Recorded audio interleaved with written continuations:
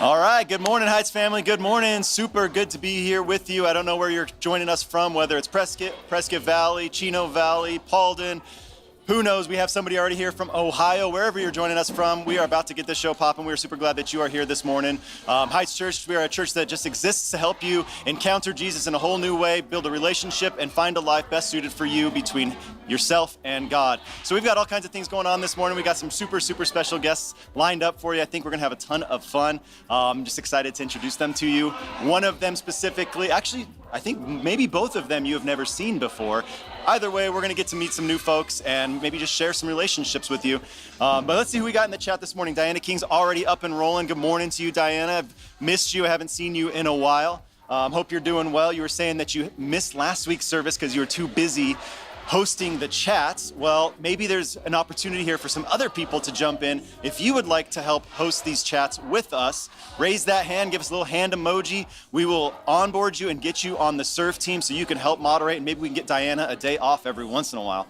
We also have Elkie in the chat. Good morning to you. I hope you're doing well. We have the Streeters. Let's see. Betsy Streeter from Ohio. Good morning to your whole family. Thank you for loaning your amazing man. Brad's going to be on stage this morning sharing a little message and leading us out in worship. So we are super delighted to have him. So thank you very much for putting him on loan. And then lastly, we've got, looks like Jeannie out there in Phoenix. Good morning to you. We are glad that you're here. Hey, if this is your first time joining us here at Heights, welcome. We would love to connect with you. If you are a brand new Heights attender, you can text HC New to 94,000. HC New to 94,000, and we're going to reach out and just welcome you. We've got a little gift that we'd love to give you a chance to be onboarded. One of the things that does is actually gives you an opportunity to step into Growth Track. It's a 4-week class that we offer here at Heights Church, and that's actually coming up September 3rd and 4th. So it's going to be 4 weeks long, and Growth Track's an awesome opportunity. You're going to get a chance to meet some of the staff.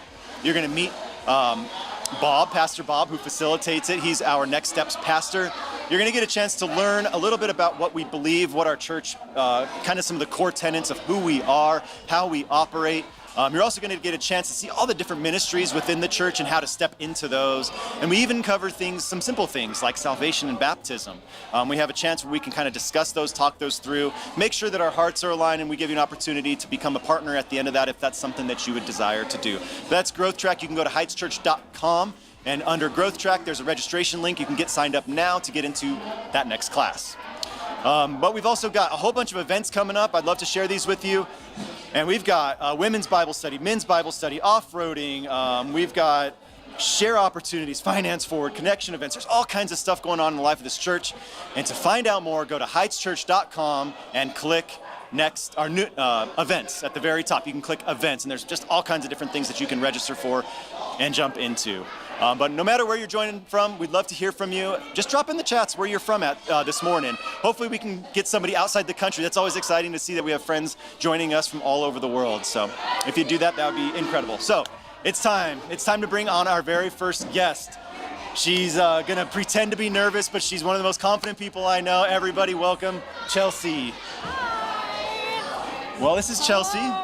Hello. Chelsea DeLima. You've been coming to this church for like a decade or more. I don't even know. How long have you been coming to Heights Church? 6.5 years now, 6.5 years? Yeah, right after I moved here, I found Heights. So you actually know Brad Streeter then? I do know him from like way back in the day.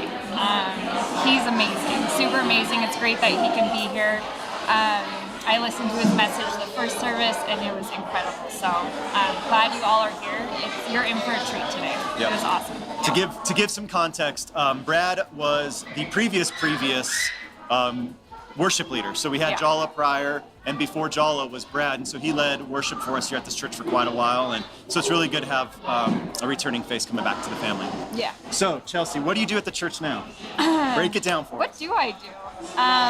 Did we figure out my title? I can't remember if we actually did. Yes, we did. Well, we have the title name. We have the but title. the description's a little ambiguous. Yeah. So she'd be the Prescott lead. I'm the Prescott lead over all the guest service team, and it's amazing. I love doing it. I love, just seeing our team and how everything works, and just being able to encourage everyone. So Kyle oversees all of it, so I'm kind of under him, but it's just been so great to see our church just change in this way. When I first started serving at Heights, I also did like weekend coordinator and some other things that were like over the guest services, and it was really fun. But now, like, we just have the best team we've ever had. It's just incredible, and I love walking through the doors, and it feels like home, and I love it. So yes, so I'm the Prescott lead of guest services. Sure. You can be whatever you want. This is your chance to redefine yourself. I am the Prescott lead of guest services. There you go. Done. There you go. So Chelsea, when I'm not present in Prescott, because I have to jump between here and PV, so when I'm not here, she holds everything down. That's safety, greeting, auditorium hosting, golf cart, coffee, prayer, etc., etc., etc. There's a whole bunch of teams, bunch of moving parts, and so she kind of oversees all that when I'm not here. I basically like put out fires. Yes. Too. Okay. So. That's actually the biggest thing. Is when you lead, as you've learned, it's really you just have to be the voice of reason. You do. Like, hey, everything's gonna be okay. We're gonna just clean this up and move on. It's gonna be okay. I got you. See, just like that. That's what I do. Great leader, everyone. All right. So, how long have you been a Christian? How long have I been a Christian? Yeah. How long? Wow.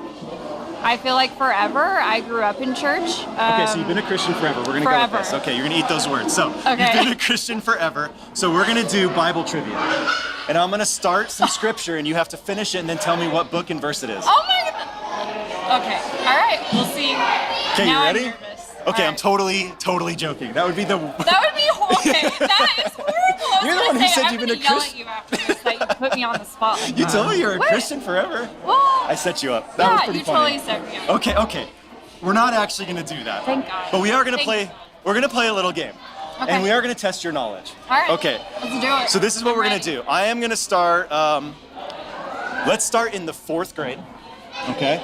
And we're gonna have a little spelling bee. Ooh, I am so good at spelling. You better be careful. Okay. In all fairness, I was looking up these words this morning, Okay. and some of them are very hard. Some of them I'm like, I have never heard that word in my life. And I'm talking like the 8th grade level. I think you'll be okay at the 4th and 5th grade. I really fell apart around 8th grade, okay? Wait, am I gonna do this with you? Like, or I'm you're asking just testing me? I'm the panel.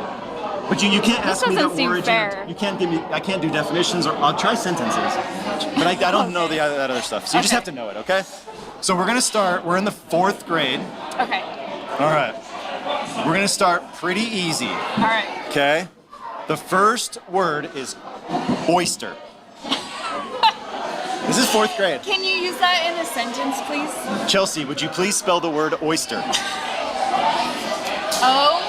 OYSTER. Oyster. Ding, ding, ding, ding. That is correct. We are off to a good start. Since that was an easy one, we're gonna just skip straight into the 5th grade, okay? As soon as I figure out how to use this, there it is. That was a good year. The 5th grade? Yeah. Who was your 5th grade teacher? Mrs. Amoya. She was amazing. Maybe Mrs. Amoya's in the chat. We never know. Amazing. She's in Vegas. So Oh, Vegas. I doubt it. You never know. Maybe. You never know. She was Well, amazing. Real quick, if you are just joining us, welcome. This is Heights Church. We're out here in the beautiful Prescott, Arizona. We are incredibly glad that you are here with us. If this is your first time, you can text HC New to 94,000, and we would love to connect with you and invite you to some cool things that we have going on in our church. This is Chelsea DeLima. Chelsea is the guest services lead for all of Prescott.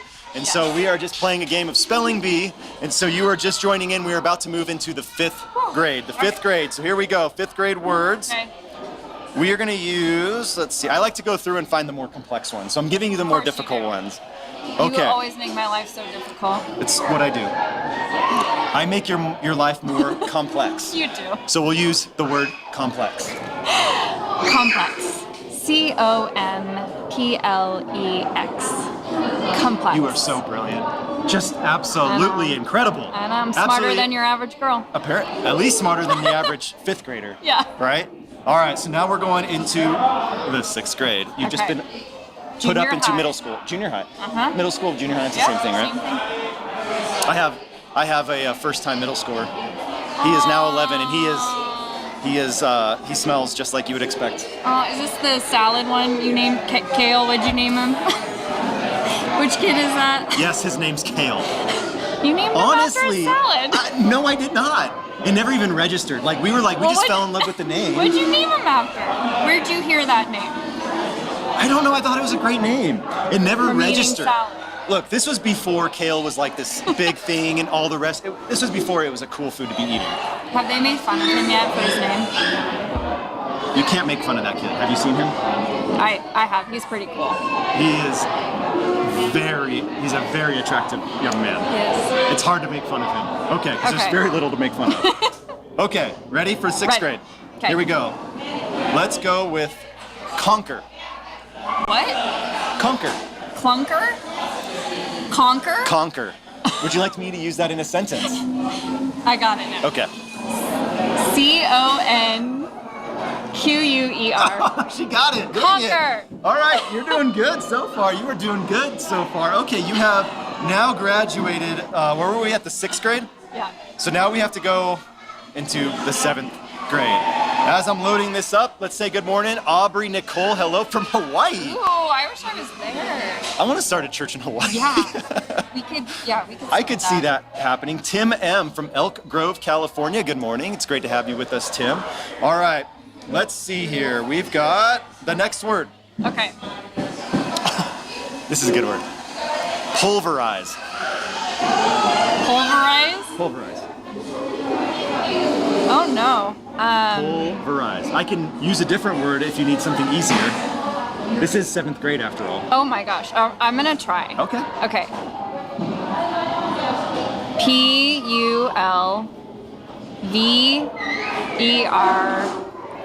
PULVERIZE.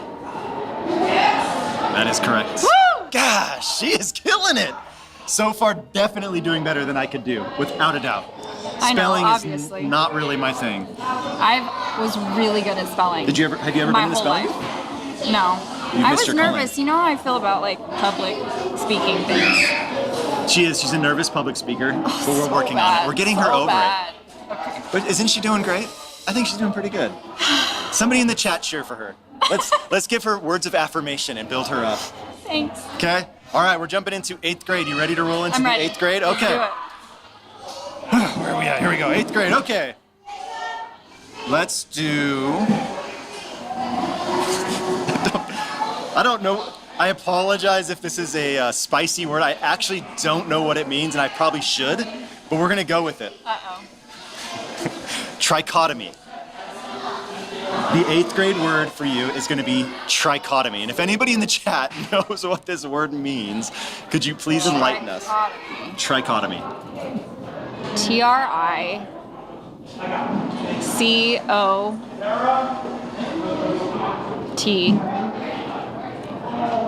I'm just going to stop you there because you already messed it up. I did? Yes, it's TRICHOTOMY. So you missed the CH. Oh, There's a. that's so hard. No one would get that. I'm gonna That's give you. Everybody hard. gets one free mistake. 'Cause Okay. we have grace and forgiveness here, but only once. You're right. But Okay? yeah, only one. Only one time. So we're gonna jump to Okay. 9th grade. Give me one more shot. I mean, we can just go One to more 12th shot. grade. You want to go to 12th grade? Let's do it. Oh my gosh. Go big or go home. We're doing it. Let's do All it. right, guys. 12th grade. Did you graduate the 12th grade? Yes. I think I didn't actually graduate per se. I think they were just so annoyed with me, they just They just let you. made me leave. Yeah. No, I barely scooted by, but I did graduate. Okay, here we go. Here's another, I think this is like a medical type word.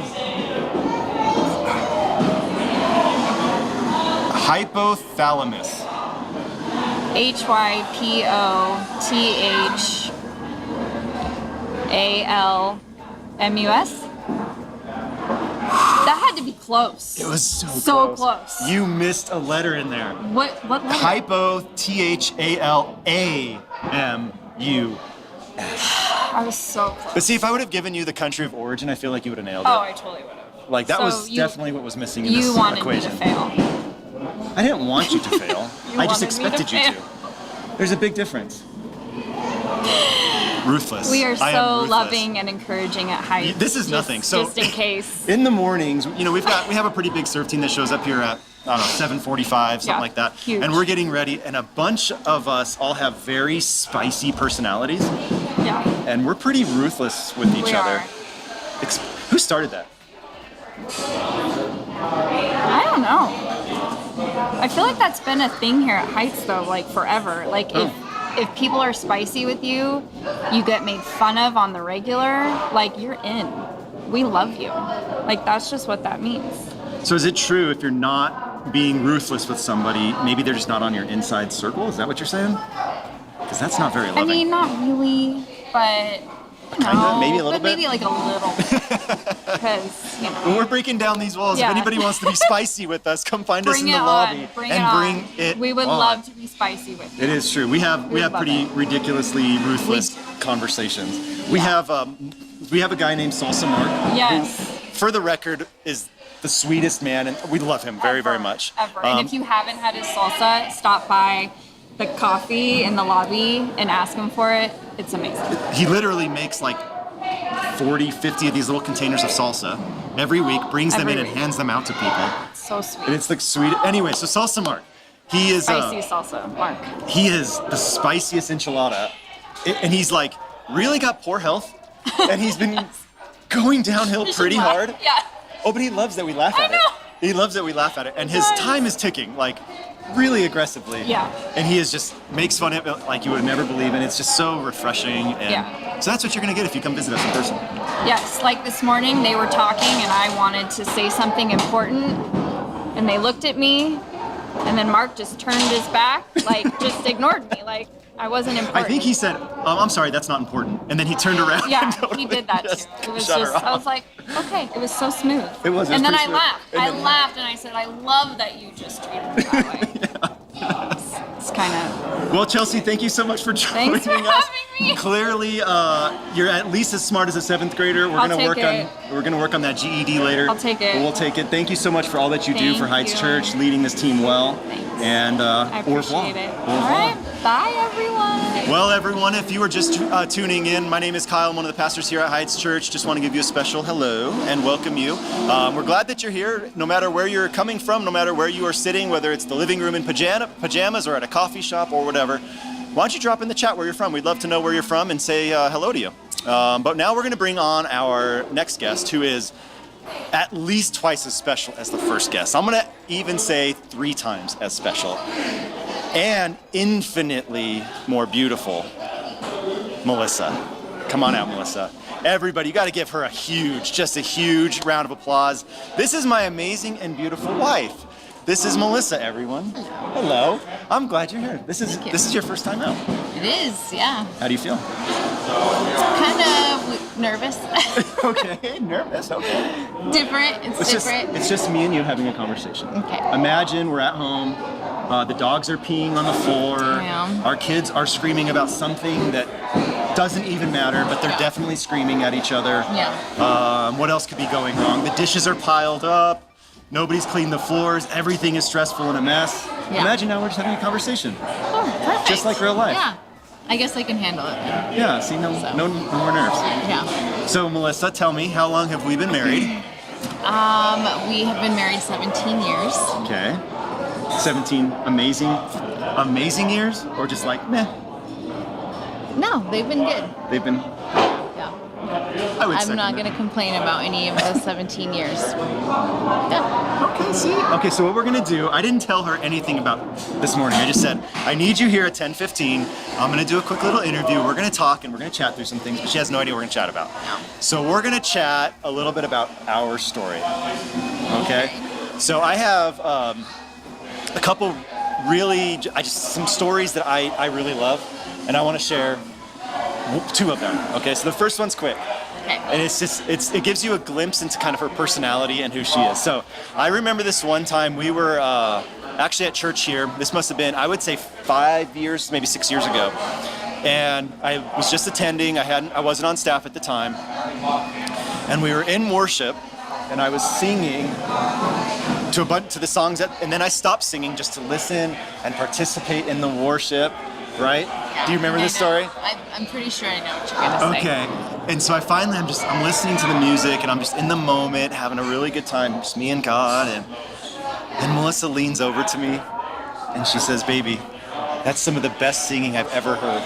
I feel like that. I don't think I ever said that. I You feel like you just made that a absolutely did. punchline. No, you definitely I don't remember said that. saying that, but I know you were gonna say that. Oh, you 100% said that. Okay, maybe I did. I was probably making a joke. It's like one of my favorite stories because it's self-deprecating, which I love self-deprecating humor, but it's also really passive-aggressive on her part, which I'm really passive-aggressive. So it was really perfect. Anyway, guys, good morning to everybody who's just joining us in the chats. We are super glad that you are here. I'm Kyle. This is Melissa. This is my amazing wife, and we've been attending Heights for about 6 years now. Been on staff myself for about 3 years, and we just want to welcome you. If you're brand new to Heights Church, HC New 94,000. If you text HC New to 94,000, somebody from our team will reach out and we'll just get you kind of onboarded. We'll give you an opportunity to jump into Growth Track. It's our 4-week class that helps you navigate the crazy, confusing, huge world of Heights Church. But let's see who's in the chat. We have Eureka Buckout. I don't know if I'm saying that right. I'm sure I am really messing that name up, but you're from North Carolina, and I'd like to say good morning to you from North Carolina. Stacy Janine, good morning, Stacy. It's great to have you here. Justin Corbell upstairs in the sound booth mixing for us. Super good morning to you, my friend. We love you. And everybody else in the chats, good morning. So Melissa, the other story I want to jump into. When we were younger, so I met you at youth group, and I was in the 8th grade, and you were a big, smoking hot high schooler. Okay? She was in the 9th grade. And I walked into youth group. It was really like my first time ever even being to church. Yeah. And I saw you. You were the first person I saw. You were standing behind this island in the kitchen area of the youth group building. And I saw you, and I was like, whew, I like church a lot already. Now, I mean, within seconds, I fell in love with church. And over the next few years, we were friends. I was friends with your family, your brother, your mom and dad. They were our youth leaders. And man, I gotta be honest, you have to know, I was chasing her hard. As hard as an awkward 8th, 9th, 10th, 11th, 12th grader could chase a woman, I was doing it. And I'm gonna be honest, it was like running into a brick wall over and over and over and over again. And you've told me kind of in the past how you've really felt, but I do get insecure from time to time about this. Okay. So I need you to tell the world, how did you really feel about 8th, 9th, 10th grade Kyle? Well, I feel like I've kind of already told you before. But the people need to know. You're Melissa. We need to know. So he was in the friend zone. It's true. Okay. And I don't know. I mean, I was a silly high schooler too. Like I wasn't like mature yet. I was figuring stuff out, and so I had a boyfriend, and so I'm not great with confrontation, so it was like I had the boyfriend and we were together and you were there and I liked you as a friend in the friend zone. I know. And Get past this. I know. But I always say, like, you were in the friend zone. That's just the honest truth. Like, I thought you were cute, you were nice, and I liked you being around. But I was like, well, I have a boyfriend, and Okay. Okay. There's it, I a guess. huge gap, and there's a a weakness in your story. Okay. I don't know if it was sophomore or junior year, one of the two, but I recall you breaking up with said boyfriend. What year was that? Was that freshman, junior, sophomore? Where was that? I think that was junior year. So your junior year, my sophomore year. Yes. You broke up with said boyfriend, but somehow mysteriously, I stayed in the friend zone. Well, So you Yes. can't use the boyfriend excuse. because you were in the friend zone. That's still true. Because there was, and then I ended up getting back together with that boyfriend, Okay. and then we were together until my senior year. Yep. But by then, I feel like you were kind of like, done. Like, I'm tired of this. Moving on. Yeah. I don't remember that. Yeah, Did I because feel I that feel way? like, yeah. Well, I don't think you were around a lot during that time in my senior year. I did. I remember having I wouldn't call it a fallout. I just distanced a little bit. Yeah. And so you weren't really But I thought that there. was in my senior year, and that you would have Your been graduating. senior year, right? That too. But I feel like it was already starting Okay. because it was in the spring Okay. of my senior year, and then I graduated and went to Yavapai. So I feel like it was kind of like a little tension, not tension, but we were just kind of drifting during that time, and then Well, you should know, I never drifted, as far as my heart was concerned. yeah. So, okay, that's good to know. I actually never really knew that, and so I have some blame in this. A man can all only be in the worked friend out. zone for so long. I know, and that's what I figured, like, that you were Yeah. kind of done of that, and Yeah. you were kind of I wasn't. not around as much. I wasn't. Yeah. Okay, I was never done. Okay. Okay, so I still had like a glimmer of hope, like maybe there's a chance this will work out. And so she had graduated high school and moved off. Well, she didn't move, but she went to Yavapai College, and so she wasn't in youth group anymore. And I was still kind of lingering around a little bit. But then I graduated high school, and I had moved away, and I was just waiting to enlist in the military. And I had come back into town because my parents were still living here.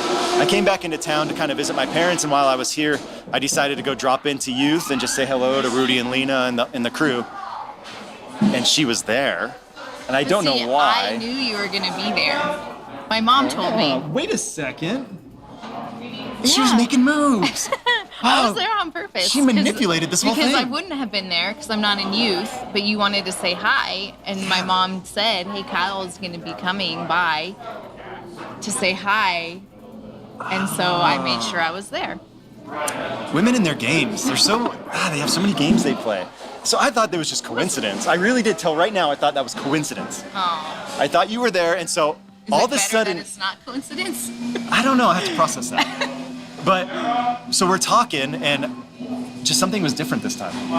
I clearly had left the friend zone. Finally, I had a chance. Yeah. And so we set up like a little hangout. It wasn't even a date. It was just a little hangout. And I know we went to Goldwater Lake, and we went and watched a movie or something, which sounds like a date, but it really wasn't.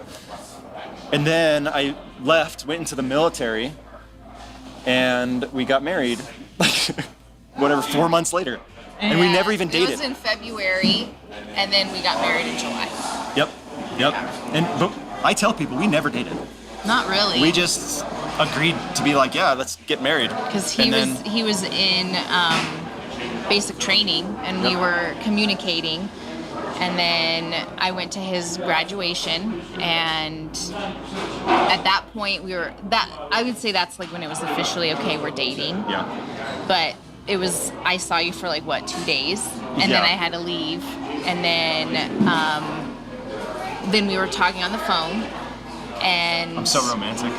well, I mean, what are you gonna do when you don't live in the same state? That's true. And so we were talking, and then we decided to get married. That is on the phone. That is literally. I remember the conversation. I said, "What would you say if I asked you to marry me?" Yeah. That is how I proposed. That's literally it. Yeah. I was so insecure I couldn't even propose. I had to create this hypothetical situation. Yeah. Because that way, if she said no, I'd be like, "Oh, I was just hypothetically." Yeah. But she said, "Oh, I guess I would say yes," and we just fumbled our way forward and just got married on a weekend. I was still I had like 2 days off, and I got married in between school, and it was hectic, but really great memories. Yeah, and then I was there with you for like a month after we got married, and I had to go back to NAU, and so then we didn't. And then Katrina came. Oh, that's a story for a whole nother day. That's a story for a whole I know, nother day. but I'm just, and then so not until like we got married in July, and then in December, we finally got to see each other again. And that's the story of how these two came together. Thank you for going on the journey with us. Well, Heights family, we are just super glad that you've been with us this morning.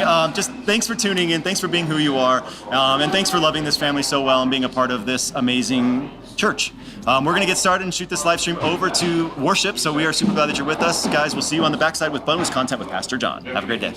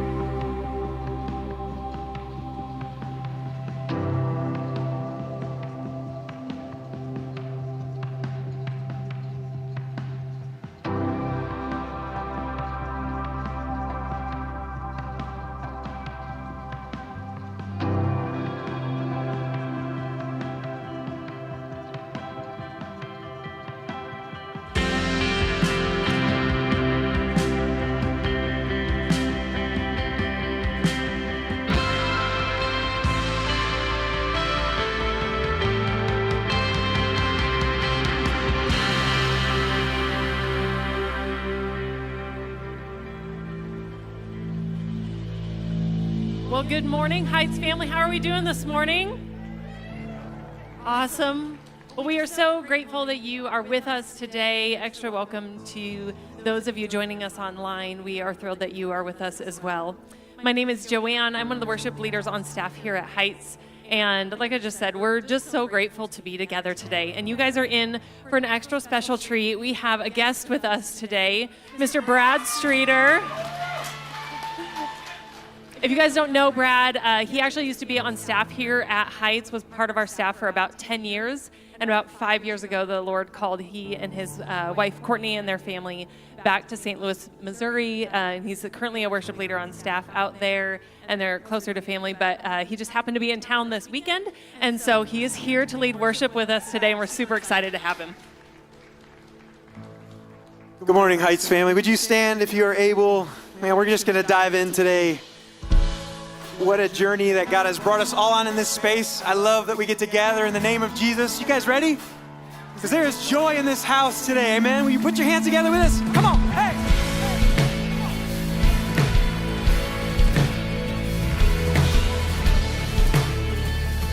Come on, we sing. We worship the God who was. We worship the God who is. We worship the God who evermore will be. Yeah. He opened the prison doors. He parted the raging sea. My God, He holds the victory. All together now, here we go. Hey. There's joy in the house of the Lord. There's joy in the house of the Lord today. And we won't be quiet. Oh, we shout out your praise. There's joy in the house of the Lord. Our God is surely in this place. We won't be quiet. Oh, we shout out your praise. Hey, come on. We shout out your praise. Come on, this is who we sing to. We sing to the God who heals. We sing to the saves. We sing to the God who always makes a way. Hey! 'Cause he hung up on that cross, then he rose up from that grave. My God still rolling stones away. There's joy in the house of the Lord. There's joy in the house of the Lord today. And we won't be quiet. Oh, we shout out your praise. There's joy in the house of the Lord. Our God is surely in this place. And we won't be quiet. Oh, we shout out your praise. Does anybody believe that to be true this morning? Hey! 'Cause we were the beggars, and now we're royalty. 'Cause we were the prisoner, now we're running free. 'Cause we are forgiven, accepted, redeemed by his grace. And let the house of the Lord. Come on, this is you and me, this is our story. We were the beggars, yeah. Now we're royalty. 'Cause we were the prisoner, and now we're running free. 'Cause we are forgiven, accepted, redeemed by his grace. Let the house of the Lord sing praise. Hey! There's joy in the house of the Lord. Come on! There's joy in the house of the Lord. Hey! So shout it!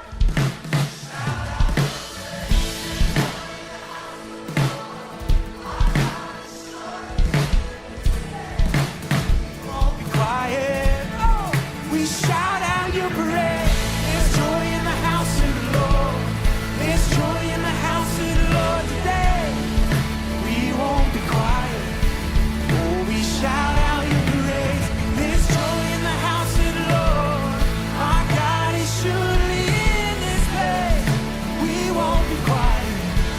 Oh, we shout out your praise. We shout out your praise. 'Cause there's joy in this place. There's joy in this place. There's freedom in your name.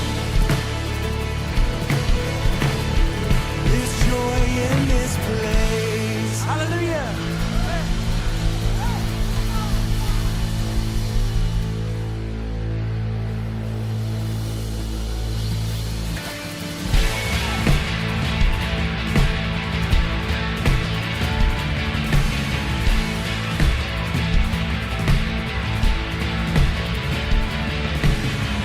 When all I see is the battle, you see my victory.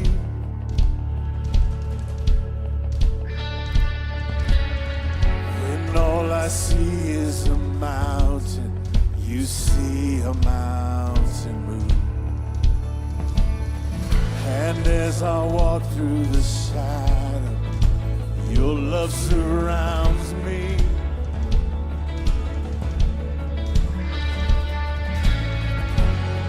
There's nothing to fear now, for I am safe with you.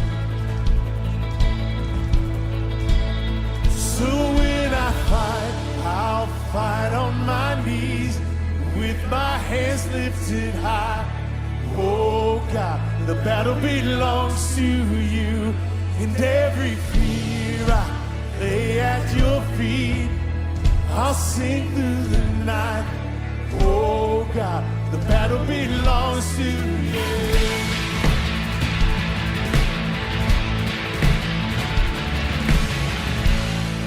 And if you are for me, who can stand against me?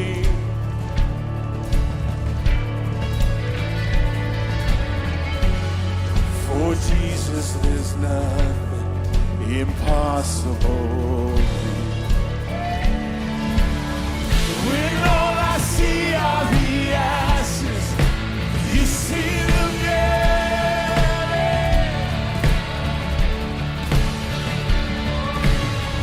When all I see is a cross, God, you see the empty tomb. Sing together, church. So when I fight, I'll fight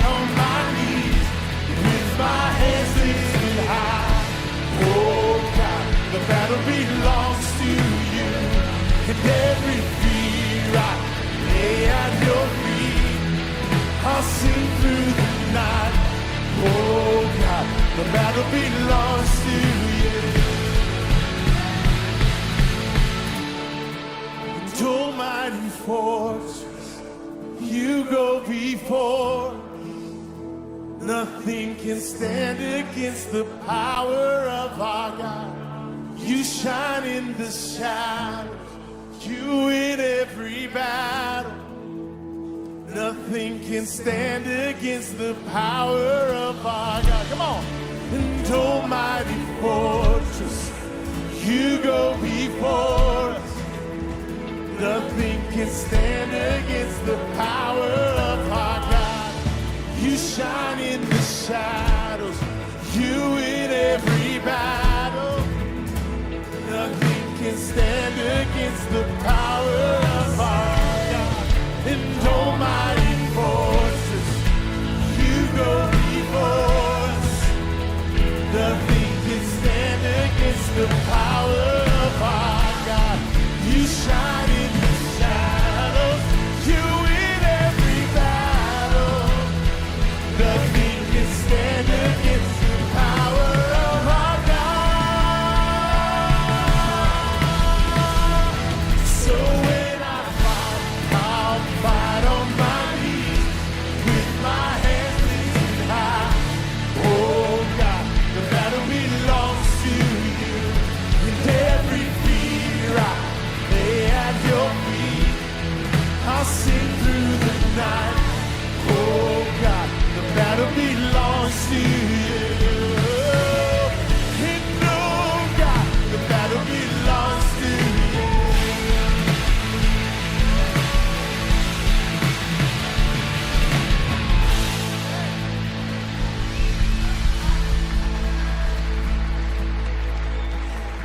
So when I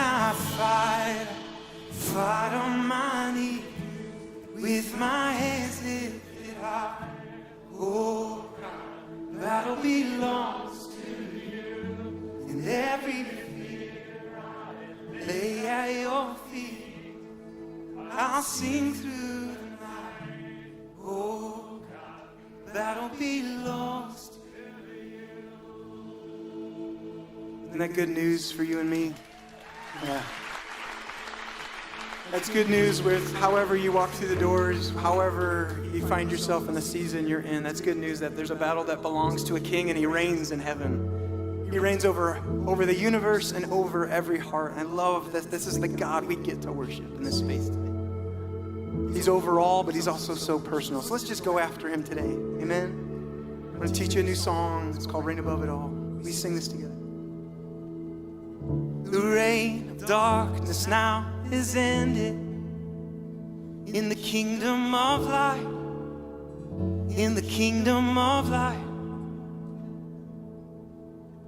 Forever under your dominion, you're the king of my life, you're the king of my life. Sing you reign. 'Cause you reign above it all, you reign above it all. Over the universe and over every heart, there is no higher name. Jesus, you reign above it all. On the cross, the work was finished. God, you poured out your life just to give us new life. Amen. Now from the lips of the forgiven, hear an anthem arise, 'cause Jesus, you're alive. Oh, 'cause you reign above it all, you reign above it all. And over the universe and over every heart, there is no higher name. Jesus, you reign. Let all of heaven and the earth erupt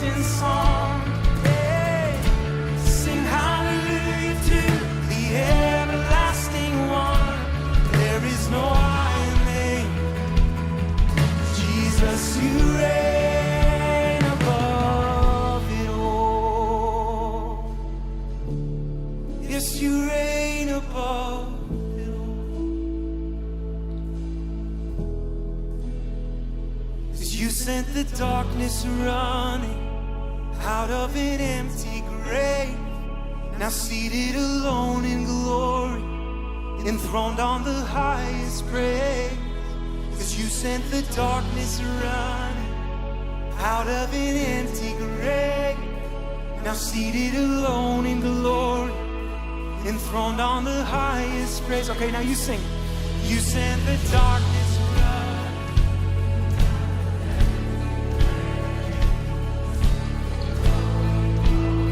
You alone, alone. 'Cause you sent the darkness running out of an empty grave.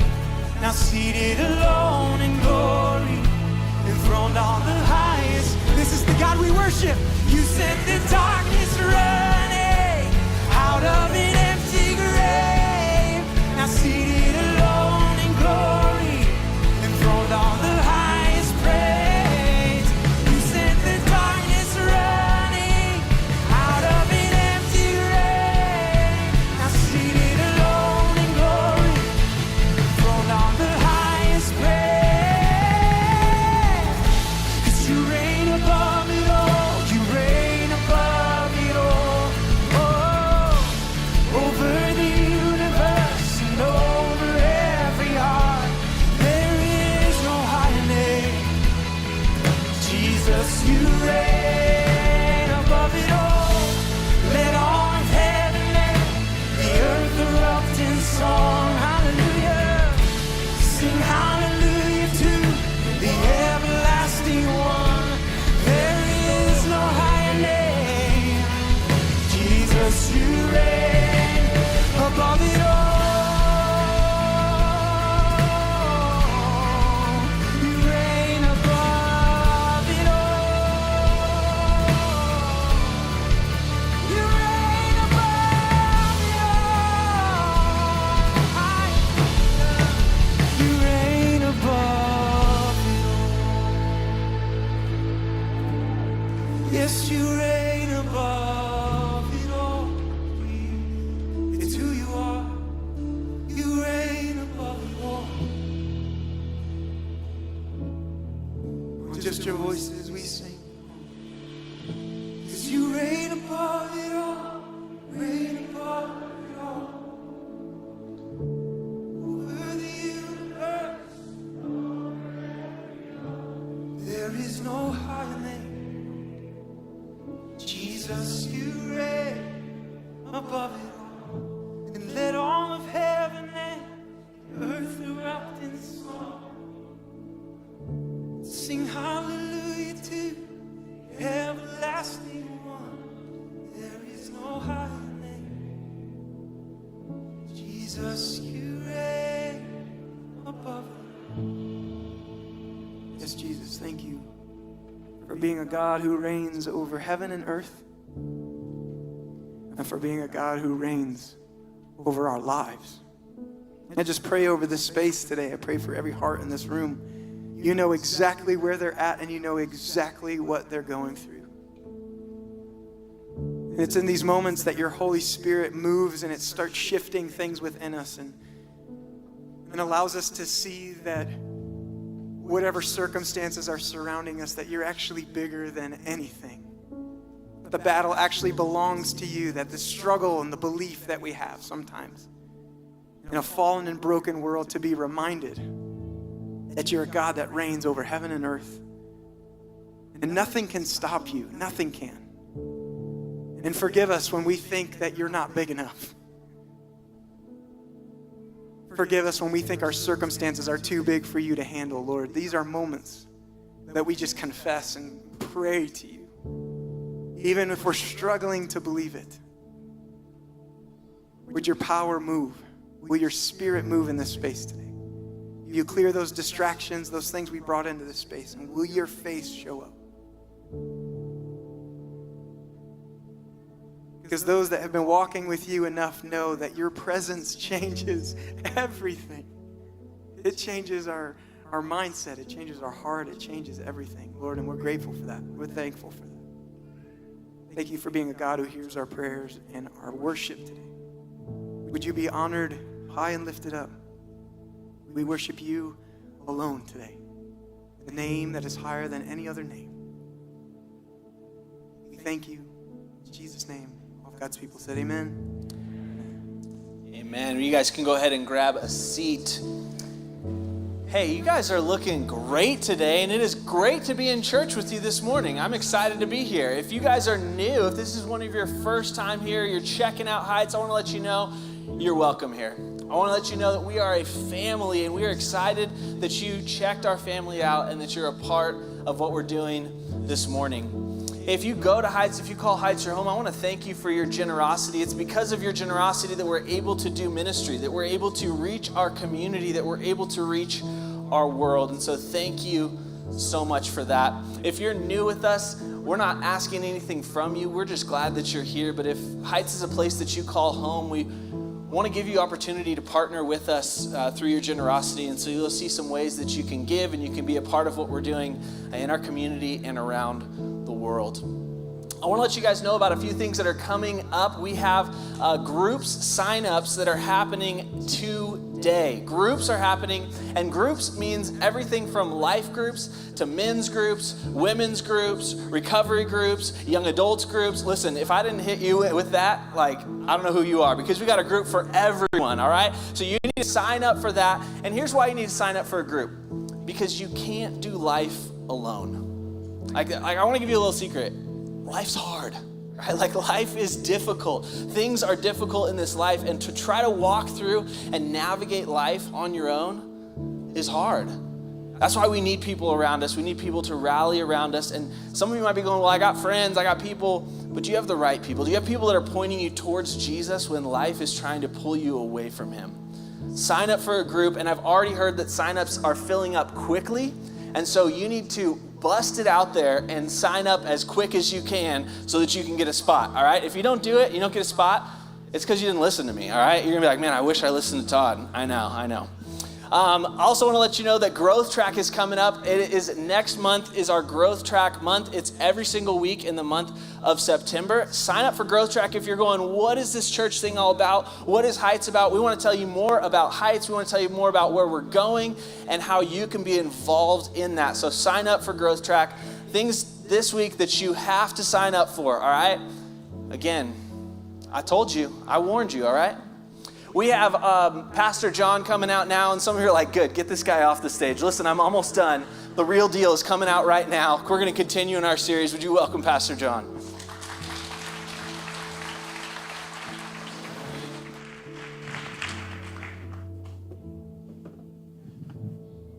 Well, welcome, church. Welcome all locations this morning. We are so glad we get to do this together. And I noticed online, you guys got to have Brad, which is just amazing, but his mama is online in Ohio today.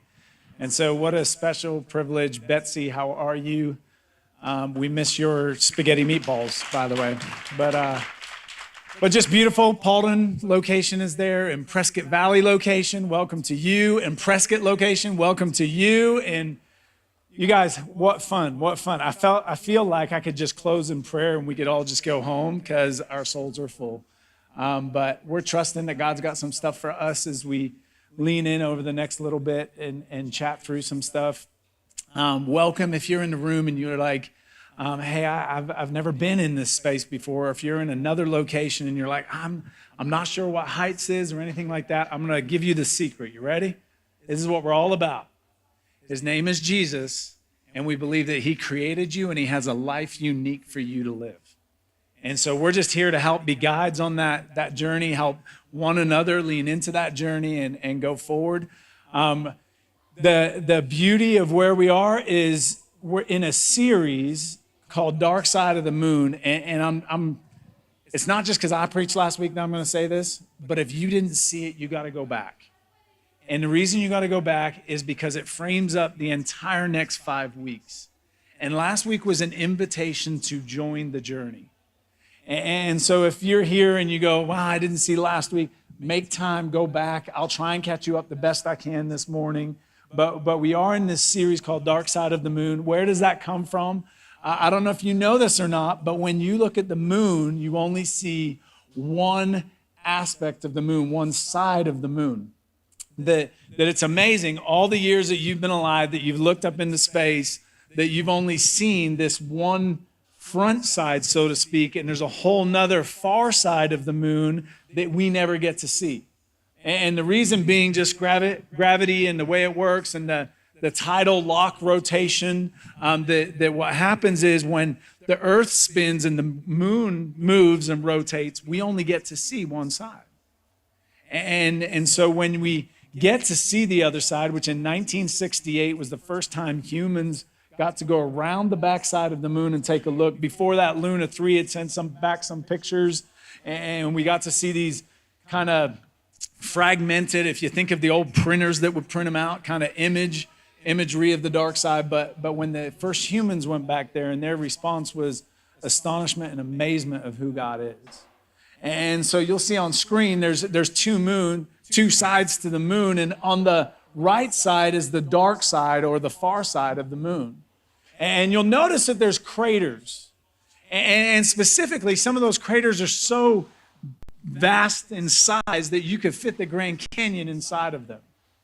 And why is that significant to you? I find it fascinating that the side we see is kind of like the better side of the moon, so to speak. And on the other side is kind of the scarring and the cratering and the damage.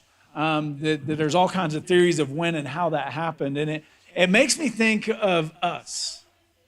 That so often in life, we can present ourselves like the left side of this picture.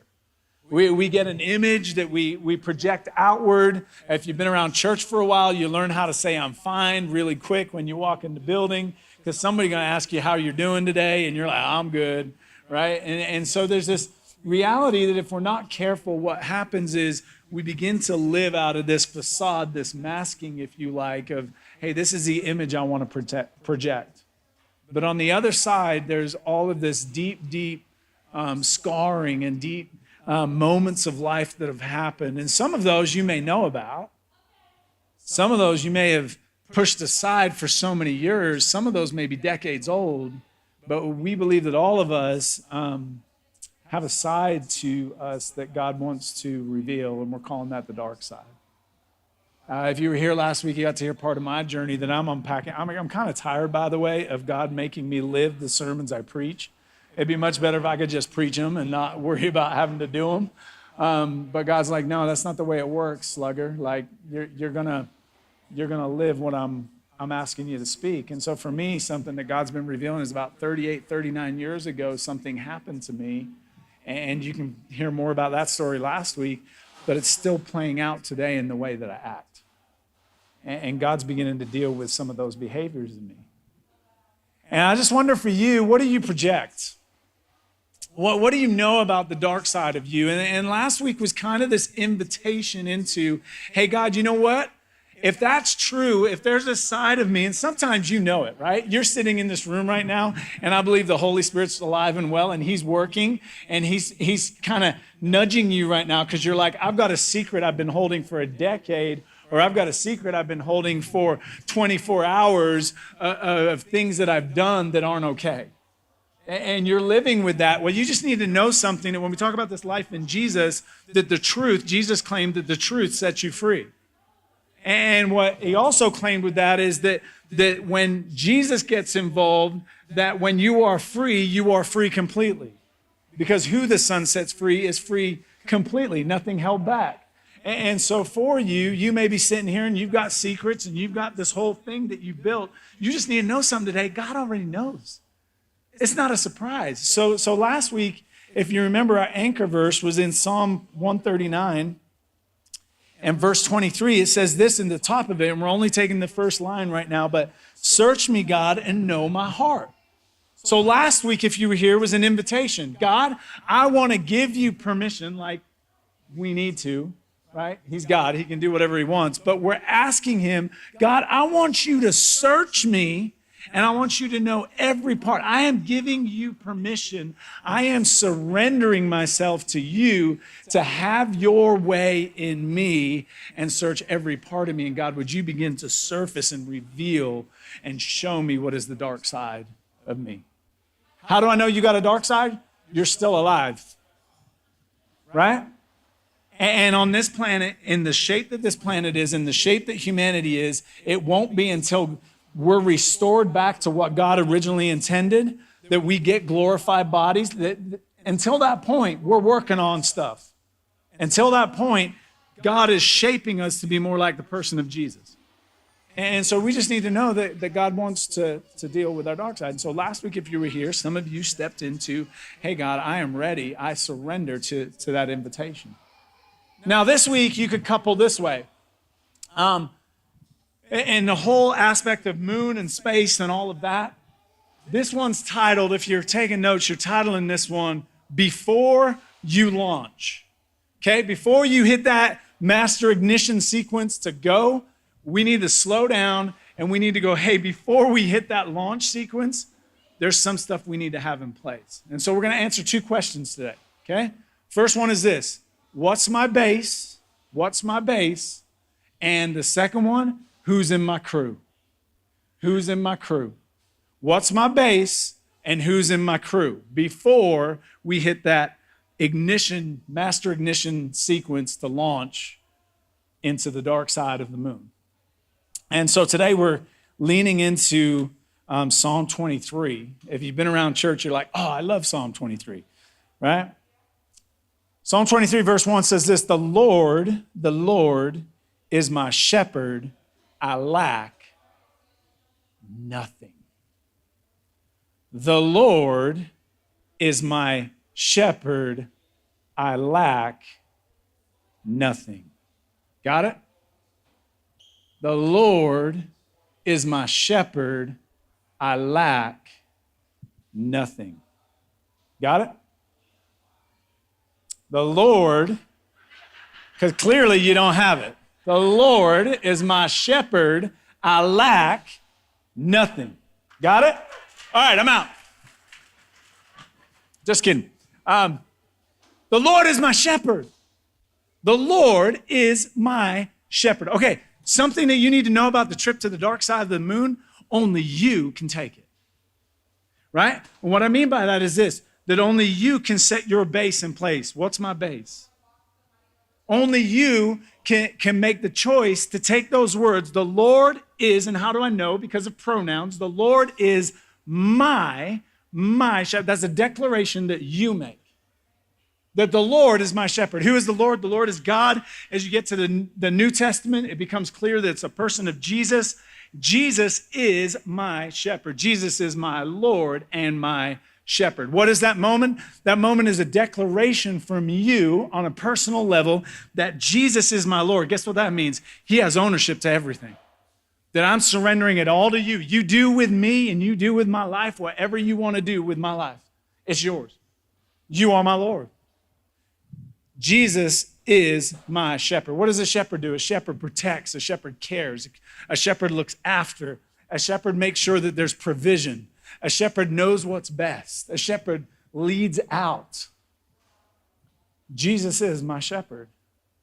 What I'm saying in that moment is, Jesus, I am handing all of this to you. This thing called life, this thing called me, the way you've wired me, the way you've made me, I surrender it to you. And the one that does that, it says, you lack nothing. You lack nothing. So maybe just flipping that. If you're in the room and you go, John, man, I'm not sure. You're across the screen in a different location. And you go, I'm not sure, John. I'm not sure about that whole Lord is my shepherd thing. I don't know where I fall with that. Then you just need to know something today. That something else is your Lord and something else is your shepherd. And so you're going to lack something. Because when Jesus is my Lord and Jesus is my shepherd, it says that I lack nothing. And that's true today. It reminds me of how you build a rocket.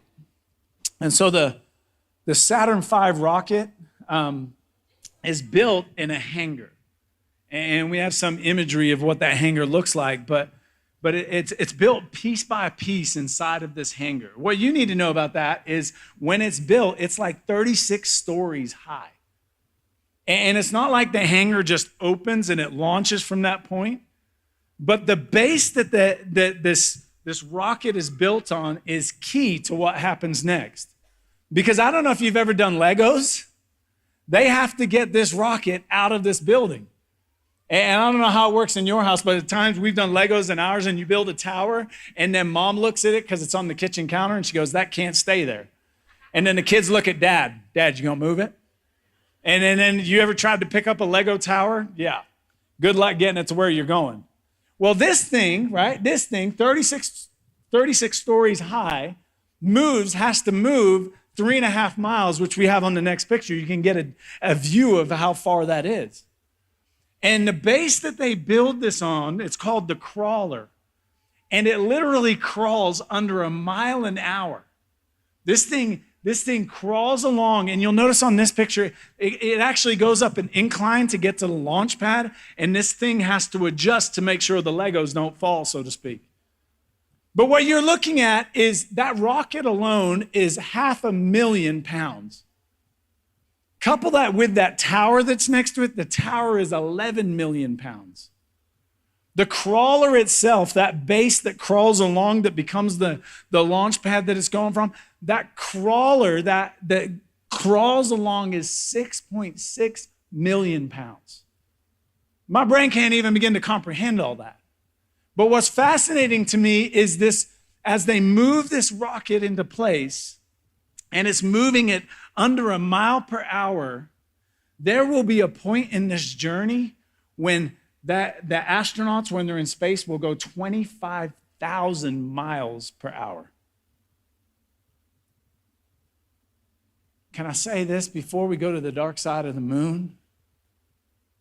It's okay to slow down to go fast.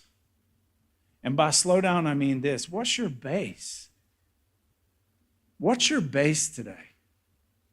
Because if it's anything other than the person of Jesus Christ, then I would recommend not going to the dark side of the moon, because there's a good chance you'll have a false launch. But what is that base that's underneath you? And in this verse 1, it goes, the Lord is my shepherd, I lack nothing. That's our base. The base for launch to go to the dark side, to we've given the invitation, we're on the trip, right? You accepted the trip last week. Now we're on it. But before we launch, make sure your base is in place. The Lord is my shepherd, I lack nothing. Verse 2, this shepherd makes me lie down in green pastures. He leads me beside quiet waters. He makes me lie down. You know why he makes me lie down? Because I'm dumb and I don't rest, right? And he goes, no, I got your best. I got your best interest in mind. I'm going to make you rest. I'm going to lead you beside still waters. He refreshes my soul. Anybody want a God who refreshes your soul? Anybody want a God that leads you, and when he leads you, he goes, you know what? The best thing for you is to take a nap. I'm in with that God.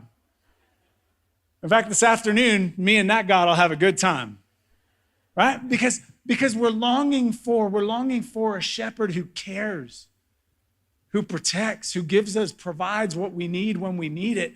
And he says he guides along.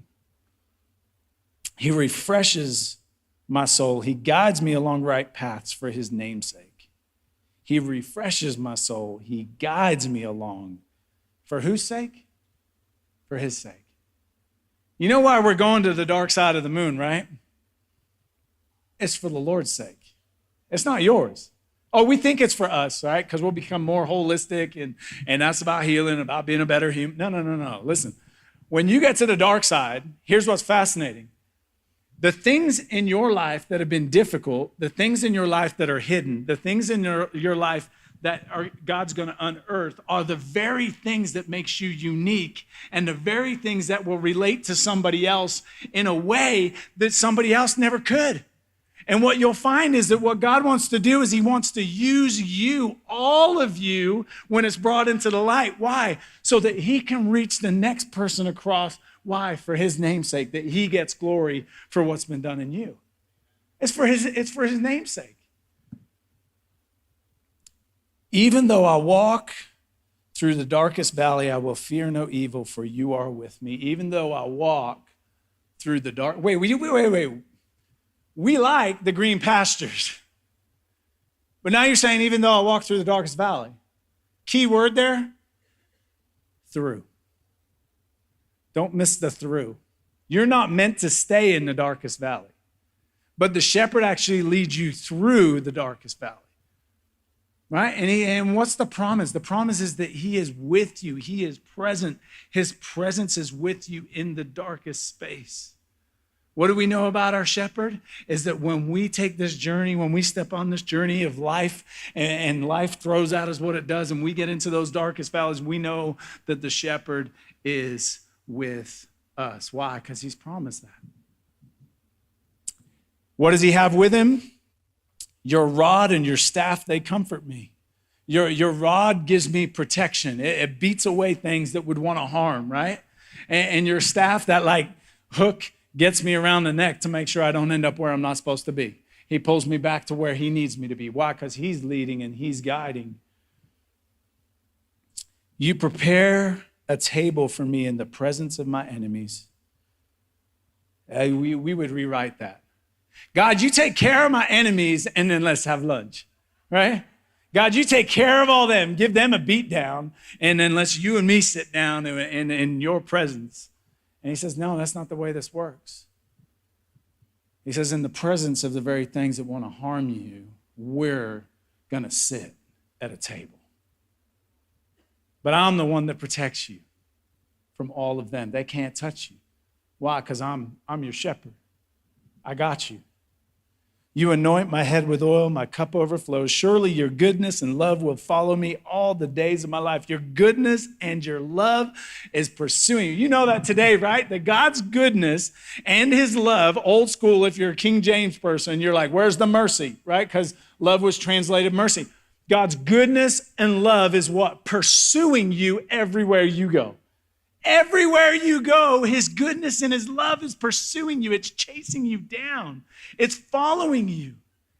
It's this beautiful imagery of a shepherd who his goodness and his love you can't get away from. It's got you. And then it ends up with, how long do they follow you, by the way? All the days of your life. And I will dwell in the house of the Lord forever. I got to reading this. And I had a really, it's not a profound thought, y'all. It's super simple. And you may sit here and go, John, you were right. That's super simple. That's okay. I'm a simple guy.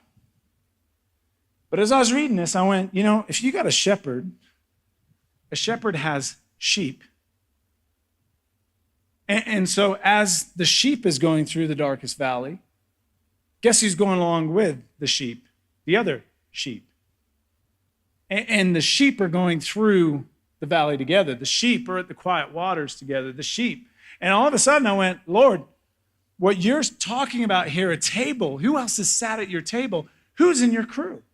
If Jesus is your base, then who's in your crew, so to speak? Who are the sheep that are going along with you with the shepherd? Who is it that does life with you? Who is it that meets you in the different spaces that the shepherd leads you? Who is it that's breathing life into you because the shepherd's using them? Who's in your crew? I don't mean to be mean, but I'm just going to be honest. If you're here today and you go, John, I don't have a crew. I don't have, because the astronauts, they went together. They did the journey together. Who's doing the journey with you? Who's in your crew? And if you don't have a crew, then outside these doors after this service, there's a whole bunch of people waiting for you to go over and say, I need a crew. And they'll help you figure out how to navigate that. Life groups for us are a space. They're called life groups for a reason. They bring life. It provides a crew that we walk alongside. So what's your base and who's in your crew? And it was February. I got the privilege of hanging out with Brad in February. And as I was sitting with him and he was just telling his story, I just realized like I was a part of some of it, like physically, and then others from a distance going, man, I heard that. But as he unpacked it, I started to go, man, it's amazing. And it's so encouraging what God has done through your life. And as we were preparing for this, and wouldn't you know it, as the Lord has it, that week 2 of Dark Side of the Moon, Brad and Courtney and their kiddos just happened to be in town for a wedding. And there was a moment where I went, man, this is for the church for this weekend. And those of you that don't know Brad, Brad was on staff here for 10 years and just an amazing time here. And then God's moved him to St. Louis, and God just blessing what's happening there. But I would love if we could just lean in. And I want to give you a picture, okay, through story. I want to give you a picture of what it looks like for the Lord to be your shepherd, for your base to be in place, and for your crew to be along. And what it means for the Lord to lead through those darkest valleys. So if you would you welcome Brad back?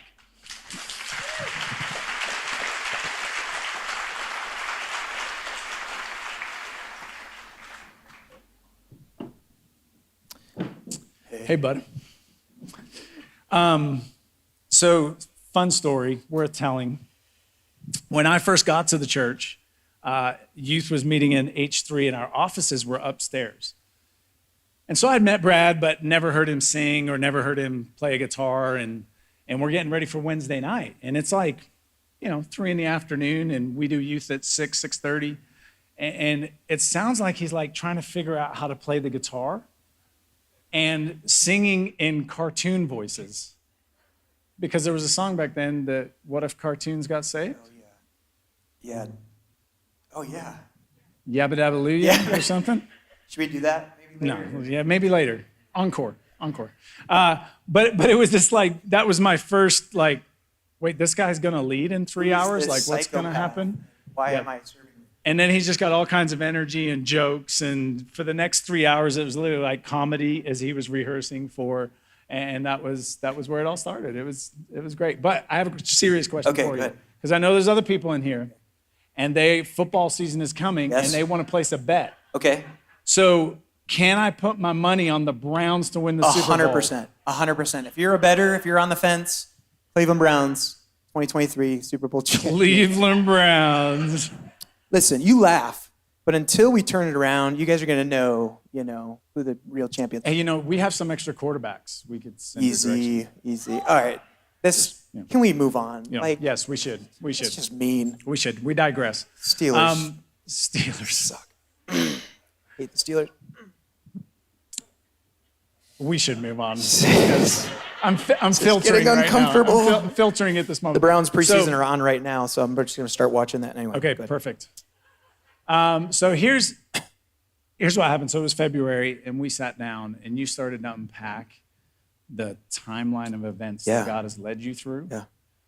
One that obviously started here. Yeah. But I would love if we could just start there. For sure. First, thanks, man. Thanks for having me. Heights, we do love you. Yeah. It's really hard, by the way. This is very special second home to us. It will always be. We love it here. So if we kind of rewind back to 2013, there was kind of 4 major events that kind of happened to me personally, and then within my family. About a 6-year span starting in 2013. And as many of you know, back in 2013, we lost 19 heroes in a Yarnell fire, and one of those being a dear friend of mine named Clayton Whitted.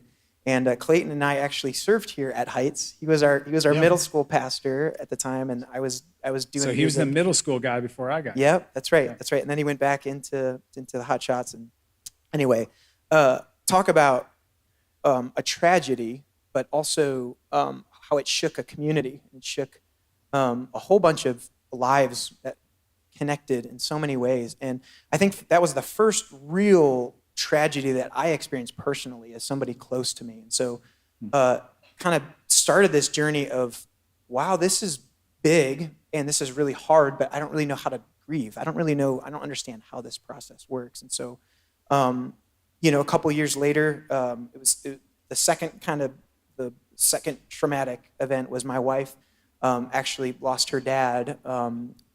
He actually took his life back in 2016. And so that was a year before we moved to St. Louis. So how long did you guys been married at that point? At that point, we were married 2 years. Yeah, so 2 years. And it was, there's a lot of layers to that, but I think for me then it was personally, it was, okay, now I got to care for my wife through a grieving process that I still don't understand. I'm avoiding pain at all costs. And so Brad, by the way, is the most positive person you have ever met in your life. Like, seriously. Yeah. And I think that is kind of became this like facade for me. It was like, I just got to be upbeat and just, go through it, but not through it, just go around it, And then, so then walking through that journey with her, but then also trying to process with her. 2 years later, 2018, we had another pretty significant tragedy that happened to my family. My brother-in-law, my oldest sister Grace, she lost her husband Adam unexpectedly. He was 39 years old, left my sister with 4 kids under 10 years old. And Adam was one of those people like closer than a brother, like was my older brother, like even more so than a brother than to my brothers, and we're all really close to each other. I remember you talking about Adam a lot. Yeah, and talk about like, so at this time we're in St. Louis, but that was one that shook our family to our core. So I started looking back through the progression. I was like, okay, close friend, family member, parent, and now like a brother, And then it was like, okay, God, one, you have my attention, but I'm going to keep running. I got to keep running from the grief and the loss that's in front of me. I don't know how to deal with it. And so 2018, and by the end of that year, 2019, I felt like this kind of year of change. Everything's going to get better. Everything's going to be great. Sure enough, the fourth tragedy that happened, my wife and I found out in May of 2019, we were pregnant with our second child. Super excited, 13-week appointment. We find out we're having a baby boy. We're super thrilled, super excited. In that appointment, though, it was one of those like sinking feelings where something's not quite right. And my wife and I ended up being in this hospital room, and then doctor after doctor walks in, and something's not right. And so we had found out early in his development that there was something that most likely would not be able to live outside the womb. And so that happened in August, and we had found out. And then it was this 4-month journey of we feel baby. We named him Louis. We felt Louis kicking. We felt his heartbeat, but it was appointment after appointment, week after week of we're not going to get the results we want, and we're not going to meet our baby, but we got to be hopeful, and we got to hang on. And that was the journey for me that, again, the progression of tragedy, this one was like as close to home as possible because I have a wife that is carrying a child we're most likely not going to meet. We're praying for a miracle. God, please save. But the miracle wasn't what we had hoped for. And so we ended up losing Louis. Courtney went into labor with him on November 30th of 2019. And he was 33 weeks old. We had about 2 hours with him until he passed and went to be with Jesus. And that year of 2019 was by far the worst year of my life in so many ways. You have all these different really hard things that you're walking through, but then also the gift, and I'll go back to earlier in that year of 2019. I don't know if you guys have ever done like a word of the year thing, but there's this kind of a cool thing goes around that you kind of pick a word for the year, pray about it. And the word for the year that I felt like God was giving me for 2019 was the word present. And it was mostly, I was like, I just got to be more present with Jesus. I'm running from pain. I don't want to go there still, but I just need to be more present with my wife. I just, all these things. Well, then we walked. And that started before you knew. Yes, that started before we were pregnant with Louis. And then, wouldn't you know it, 11 months into the word present, I'm walking through this, unbelief, this doubt, God miracle, baby's born. And then this month of December, how God changed the word present to presence. And it was his presence that changed everything. Wow. And through all 4 of those, I just remember my wife and I literally on our couch the entire month of December, weeping, journaling, just holding on to each other for dear life, because in the prayer of the miracle, we actually experienced the miracle of God's presence through all of it. And so one, not to just change it to the positive side, but the grief, it actually then led to another step, which happened in 2020.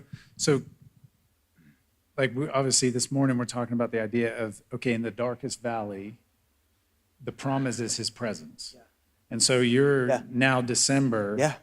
And you're feeling, okay, what I thought this was at the beginning of the year is now totally different. Yeah. Talk to me about, because I know when we were chatting, you mentioned, so in the midst of all that grief and pain, you're experiencing this presence of God. Yeah. And then you and Courtney lead, Yeah. which I don't know how you guys did that, but you lead worship in December. Yeah. But there's unbelief. Yeah. Talk to me, Yeah. like that whole, like, how does that? And yeah, so, man, if I can get through it. That December, again, this gift of time off stage, really soul searching. Courtney and I both felt like God was telling us to lead our church in worship, coming 3 weeks out of, losing our son. And it was just after Christmas of 2019. And I remember we were leading the song Waymaker. And there's an amazing bridge that really carried us through that season. And it was, even though I don't see it, you're working. And God, even if I don't feel you, you're working. And that you never stop working, that you don't make mistakes. But all of the doubt and unbelief that I had been wrestling with for so long, God used in that moment to be strength. That he walked us through the deepest, darkest valleys to help us find life again. Wow. And knowing his presence was in the midst of all of it is what changed everything. And so coming out of that season, 2020, get back to work, trains moving a million miles an hour. I finally hit. Yeah, you said you felt like you were in slow motion and everything else is just. Yes. Well, slow motion, January, February, and as we know, March of 2020, a pandemic happens. And honestly, I could say this freely. The pandemic ended up being one of the greatest blessings for me personally because it made me so isolated that I saw how unhealthy I truly was. Wow. And it took a conversation with my wife on our front porch, which she's amazing, by the way. My wife, Courtney, I love you more than you will ever know. Sitting on the conversation on the front porch, and she said, "This cannot go on. Something has to change now." Wow. And that led to a conversation with some dear friends of ours who actually are counselors here in Prescott, Joey and Robin Kaufman. And they journeyed with you. Yeah, yes. Back when Courtney's passed passed, away. yep. They took us on a retreat to work through some of that stuff. So we had this amazing relationship with them. But then it started this journey with me, with Joey, of I don't even know how I'm living right now. I'm just kind of getting by. But I'm also on stage leading people in worship. And I'm struggling to believe all of these things I'm singing about. I'm a pastor. Like, that's messed up. But what I had learned was the journey in itself was what God was using in those deepest, most broken moments. His presence in the valley was, and Joey and some other people were sharing with me too, was I finally accepted the fact that it was okay to not be okay. You ever heard of that before? It's okay to not be okay. I'd never experienced that before. I'm like, wait, I can't just be, yeah, Brad, awesome. Like, no, actually, it was actually really nice to not be that and actually to go down into the depths of some things that I had been really struggling with. And that's where I feel like God showed me his presence in the valley. And that's why I love this verse that we're talking about today too. One of the connections you made for me as we were chatting in preparation was the idea of the still water. Yeah. In the valley. Talk me through that, man. Yeah, so I had a dear friend, spiritual director, friend of mine, that had gave me this picture of Psalm 23 I had never seen before, but he was talking about as we are led through the deepest, darkest valleys, just picture Jesus the shepherd. You see the mountain, everything's awesome up there, but you're going down. The shepherd you're following, it's really dark, it's really scary, there's a lot of unknown. There are wolves around us, right? In the presence of my enemies. They're ready to take you out. But the shepherd, he knows exactly where he's leading you to. And in that moment, that gave me a lot of clarity to go, I have to trust the shepherd. I don't know if I've really trusted him through all of these seasons of my life to go, he's leading me to the darkest valley. One, what's in the deepest of the darkest of valleys? Water. He had to show me what rest was. Such a great picture. He had to show me that you could actually find life here. And it's scary. It's dark. There's a lot of unknown. And trust me, you wouldn't wish it on anybody. But to know that he's been there. And I love Psalm 23 because we can't forget Psalm 22, right? Yep. David, he's got this amazing picture, but Psalm 22, he's in the same place as all of us. My God, why have you forsaken me? Why did you leave me? Through all of these things, where are you? That was my entire 2019. And then we see the shift, and we see him walk through the darkest valley, and he will fear no evil, for I am with you. My rod and your staff, they will comfort me. And it's not perfect, y'all. Like, it's not. Like, we all know this. We all have seasons of life that we go through. But that was enough for me to connect of, Jesus, you really are who you say I are. Even though I don't see you or feel you, I know you're working. And man, it's been a journey since. And yeah. I love that imagery. And then I love the idea of how God redeems everything. Yeah. Right? And listening to, you're leading in that December with Courtney, and there's unbelief, and I don't know, like, if I believe these words, and yet there was a young man there. Yeah. Tell us about Jeremy. Yeah, Jeremy. So, man, we're leading that song, Waymaker. This guy just so happened to be the first time at our church. He connected with my story he goes, I can't believe a pastor is like sharing like what he's really going through. We ended up getting coffee, and he said he's a drummer. So I'm like, oh yeah, I love musicians. Let's connect. And he had shared with me, he goes, I'm not really into the Jesus thing. Like, I've never been baptized. I've never really been to church, but there's something about you that I just feel connected to. And so I just started walking life with this guy for 6 months or so. And the next year, and I remember him calling me one day, and he goes, I don't know why I'm calling you, but I'm just going through a lot and just wanted to talk to somebody. And I ended up praying with this guy on the phone. And he's like, no one has ever prayed for me before. I've never had anyone. He goes, I don't even know what to do. And it gave me this. It's okay. None of us know what to do in that moment. True, So it's all right. It's true. Yeah. Receive. Do I close my eyes to stay open? Yeah. But Jeremy had this, and then we just started walking, and then it was actually February 2021. I'm sorry. I had just gotten off of COVID. I just recovered from COVID, and it was my first Sunday back, and we're leading this song called I Surrender, and he's playing drums. And he's weeping through the song, I Surrender. Because Holy Spirit moment, he broke in my arms, confessed that Jesus is Lord in between our services. A year later, 2 months later on Easter, I got to baptize him. And this guy has a complete life transformation. Like, I've never seen anything like it. But how it used our story with our son, Louis, and that God doesn't make mistakes, Yeah. And in the midst of that, you don't see it, but you see, I had another friend of mine share this amazing phrase of, don't miss the forest for the trees. And I love that picture because it's true. In our circumstances, we just see the tree right in front of us, but there's this beautiful forest that God has created for us to enjoy. And we can't miss all that he is doing in the midst of all that.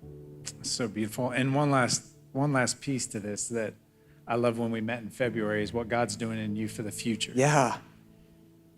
So I know a lot of you guys remember our friend Justin Unger. Yeah. He started this ministry that basically worship pastors called Likewise Worship. And I remember in 2020, we were walking on the beach in California for a retreat, and he was like, hey man, what do you think about St. Louis launch and doing this ministry? And I was like, no.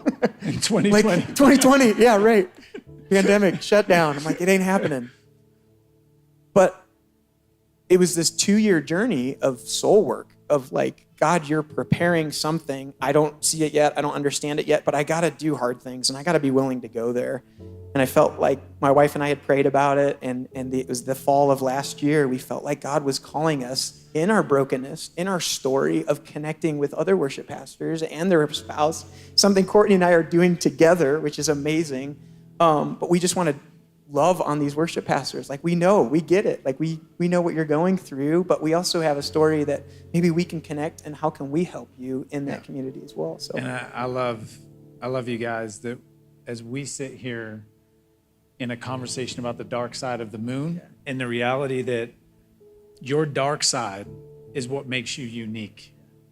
And God wants to not only heal you through that dark side, but he wants to redeem it. And your story is this beautiful picture of God redeeming this broken, painful, to now the Jeremys of the world, to now future worship leaders who are in the same spot going, That's right. I'm singing, I don't even believe That's it. What do right. I do? Yeah. And getting to walk, I think it's just a beautiful picture of. That's it, John. And I'll say too, the if there's ever a time the enemy has gotten a hold of his church, of his people, it's isolation, right? We've seen what it done in a pandemic. But exactly what you're saying, life group, community, the people actually need your story. This is the story of God, y'all. We live in the story of God. So why aren't we being willing to go there? And why aren't we doing life? Professional help, 100% recommended. Absolutely. Especially if you've been through some stuff, professional people are there to help you walk through that. But then also people in community that want to walk life with you, and it's all of our broken pieces, together that makes something beautiful. Yeah, I love it. So church, as we wrap up, what's your base today? The Lord is my shepherd. I lack nothing. Can you sit today and go, the Lord is my shepherd? If not, I encourage you to wrestle with that. In these next moments, as we get to worship together in all locations, wrestle with, is the Lord my shepherd? Am I willing to surrender to his leadership in all areas, including a trip to the dark side of my soul? And then couple that with who's in my crew. You're in control of that. You have options in your hands today as you leave here, as you jump on the app, as you talk online, as you leave the PV location, the Paulden location. You have the option of going, who's in my crew? And I'm going to make sure I got people. I love in your story, man, the relationships that started a decade ago that God used, in 2020 to still bring healing, and new relationships that God brought. And for us, church, what's your base? Before we launch, what's your base? Who's in my crew? You're not alone. Not alone. And we're better together. Yeah. Better together, absolutely. And so would you pray with me? God, thank you so much. Thank you this morning for showing up. Thank you for being in this space. Thank you for being a God that's worth following. Thank you for the truth that even as we're here, your goodness and your love are chasing us down.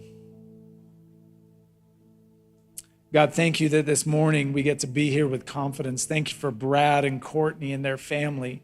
Thank you for Brad's honesty to share the broken parts, the dark side of where life's been. And yet, God, at the same time, we get to see the beauty of a shepherd who guides and leads for his name's sake, who walks us through the valley to still water, who sets a table where we get to rest and provision is provided in the midst of our enemies. God, I pray over our church family that we wouldn't leave this space today. In whatever location, whatever space that is, God, don't let us leave. Don't let us move until we figure out what's my base. And can I surrender to the leadership of Jesus, my Lord? And God, would you convict us of who's in my crew? And God, if you need to add to our crew, would we be willing to walk into that today? Thank you for putting us in a family. Thank you that there's a cross that holds defeat of an enemy for all time. Thank you that we are on the other side of the cross today. Thank you that we know, God, just as that cross proves you are the one that the battle belongs to. And so, God, would you, in these next moments as we stand and we sing and we respond to you, our shepherd, and we declare the battle belongs to you, would you remind us we fight in a posture of surrender, where we let you lead no matter where it goes. And so thank you for loving us. Thank you for goodness and mercy and love that pursue us today.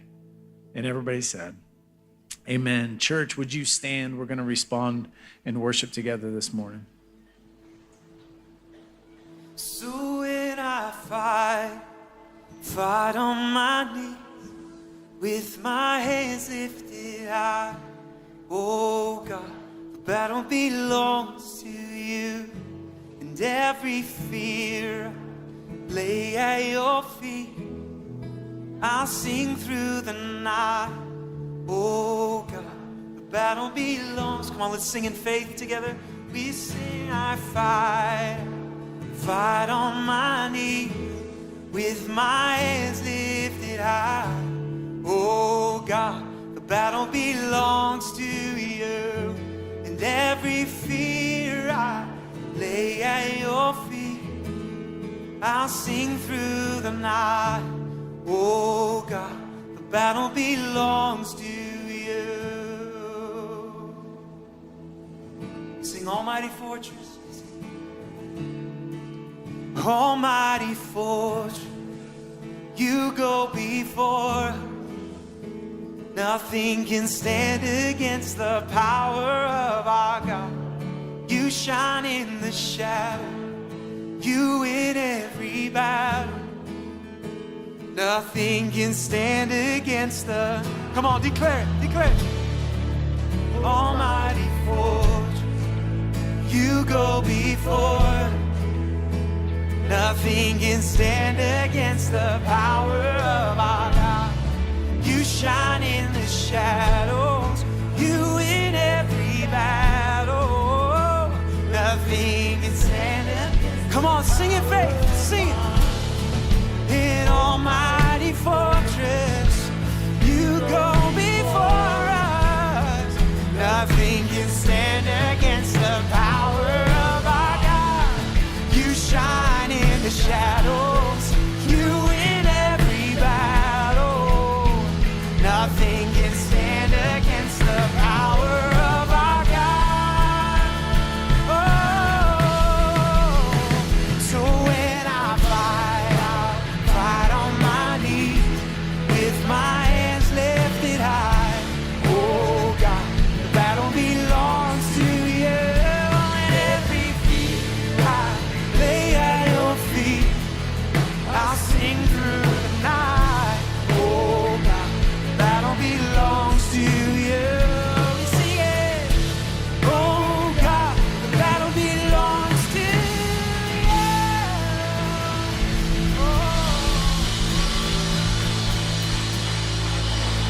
you. Yes. Hey, church, can we just thank Brad for sharing his story and leading us in worship today? Hey, thanks for being with us today, church. We're so glad that you came and we could worship together. On your way out, don't forget there's group signups right out there, and you can actually scan the QR code on the sign, or if you need more help, there are people to help you, but you could sign up through that right away. You're not going to want to miss it. If you need prayer, you can come forward. We'll have people up front that want to talk with you and pray with you. We hope you have an amazing, amazing week, and we will see you next week. And welcome back, welcome back. Wow, this is going to be hard to follow up. What an incredible and a moving story Brad just shared with us. I was not expecting that, if I'm going to be honest. I think I really resonated and related with a lot that he had to say, and I think we've all been through those seasons, those journeys, the ones that we don't look back on as easy things that we went through, but things that we know we grow from. So if you're just tuning in and you've been joining us for the first time here, welcome. We are super glad that you're here here at Heights Church. But Pastor John's going to be out here in just a second. We're going to continue the conversation and kind of break down a little bit more of the message today. But if you've got any questions and you've got some thoughts that you want to share, I would love for you to drop it in the chat, and we'll do our best to kind of get at those and kind of pick at those questions. But I see John in the background. Looks like he's a little lost, but Sorry, I had to throw my gum away. I just did the same thing. So you know what? As someone who's now sitting a foot from you, I appreciate that. Yeah, you're welcome. Yeah. Especially after preaching. Oh my gosh. Well, terrific message. Thanks for sharing that. Oh, man. Man, Brad. Holy crazy. cow. I'm at a loss for words. I don't even know what to say after a story like that. That's how I was when I met it. So February came out for somebody's birthday, And so he was only in town one night, and we happened to be able to connect. And like I'm sitting there, I knew all that stuff, but until I'm sitting with him and hearing what the Lord led him through, and how, like, I was just blown away. So Yeah. it's unreal. I think what, I'm not going to say impressed, but what pressed on my soul the most in that, and I relate to this in a large way, watching kind of my wife walk through something very similar, is that, speaking of the launch pad and the foundation, the base, kind of what is that, that base layer that stabilizes you. If you listen to Brad's story, at no point did he go off in the bushes and look for a solution anywhere outside of Jesus, right? No, there's confusion, which is the unbelief part, right? Which, if I think back to last week, and we didn't make these connections, but you got Jairus, and what God's surfacing in him is unbelief. Can I do that? And I think with Brad, the connection this week of, like, there's this, hey, I'm still singing. I just don't know that my heart's caught up to what I'm singing. And I don't know how to make that happen. And I think it's beautiful that, he said, I don't know if he said it in this one, they all blend at some point, but but I remember, because we had to use a video for Prescott Valley last night because he was at a wedding. Mm-hmm. Yep. And in the video he recorded, he called the pandemic a gift. And I wonder how many people, and I've heard it said from other people, but when you get down to why was it a gift, it was because the Lord needed to use isolation in a way to get Brad to the dark side and to be able to surface that stuff you're right on, because that foundation and base is in place. He never got off, if you use the rocket analogy, it's never like he launched this direction, right? It's he went where he's supposed to because the base was rock solid. Yep. And he wasn't leaving Jesus. It was, okay, Jesus, I'm stuck. How do I get through this? Yeah. So it's amazing. I'm gonna ask kind of a harder question, because this is where my mind goes. That's really nice, for the folks who have been walking for a while. Yep. Right. Like, I look at my wife, and she's been a Christian. She's born into the church. Like, she doesn't know any better. Yep. But what about the people who? What if this morning they stepped into that relationship and then something tragic happens? I mean, Right. how do you walk through that without having that? What if you don't have that relationship and something tragic happens? Because that was what happened this morning at the 8:30. There's a family that they're going through something horrific, and they're having to walk through that without that. But what happens, and this is the beauty of your crew, right? So Brad shares his story, and it's encouragement of hope, right? Not necessarily it's a journey, so it's slow, right? It's that crawler mentality, right? And I love that I think that's why the gathering together is so important. I think that's why having your life group, that I know in my life group, I got people that are ahead of me on the journey that have walked longer than I have, that one couple in particular, them, Gary and Dory. Oh yeah. I mean, he's been a pastor way longer than I, and there's this beautiful, getting to walk alongside one another and the encouragement that comes from that. So, like, Gary sharing a story of, I sat with Gary 3 weeks ago when I was going through stuff with my dad, and just hearing Gary's own story brought hope, right? And it's not like I left Jesus, not like I'm just in a spot where, man, Lord, I'm stuck. I'm here, and I want to hear your voice. Well, he uses his people. Can he speak audibly? Absolutely. Can he use his word? Absolutely. Right? He can speak in multiple ways that he wants to, but a lot of times it's in community, and it's in those relationships. And I think that for someone, sorry, it's a long answer to your question, but somebody who is really young in their faith, anchor to mature believers. But often what we do is we want to anchor to people who are in the same situation. But anchoring to mature believers, you can have your faith bolstered, hope, whatever, by walking with someone who's further down the road. Yeah, and I keep mentioning my wife, and she was on here before. I got to see you guys from the back. I didn't hear what you guys were talking about, but I got to see it. Just talking about how great I am. So fun. And, she just couldn't stop talking about me and giving me compliments. Well, you look like you were smiling extra for her. Oh, I'm gonna be honest. I was having the time of my life. I'm not gonna lie. But I keep mentioning her, and so she had we have over the last couple of years. We've been journeying through. My father-in-law got really sick with COVID, and you walked with me on some of that. And it was so bad. I mean, we were told that, hey, come say your goodbyes. We're going to lose him, right? And so the grief of that to watch that from the sidelines, listening to when you opened up Dark Side of the Moon last week, and then the foundation this week, especially the foundation, the base piece.